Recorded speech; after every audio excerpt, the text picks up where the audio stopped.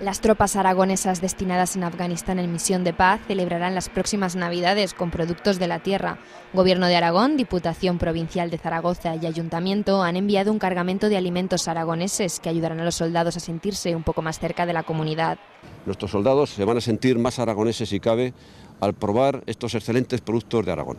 El vino, los jamones, los quesos, los productos de postre van a estar presentes en la mesa en Afganistán para llevar esa alegría que les decía a nuestros soldados. Esta mañana, los militares del cuartel zaragozano Capitán Mayoral han recibido el lote de alimentos que supondrá una inyección de energía para las tropas desplazadas. Los 69 soldados aragoneses que pasarán sus navidades en Afganistán estarán un poco más cerca de la tierra gracias a estos 700 kilos de alimentos que partirán mañana hacia Madrid y el 3 de diciembre llegarán a Herat desde esta base aragonesa.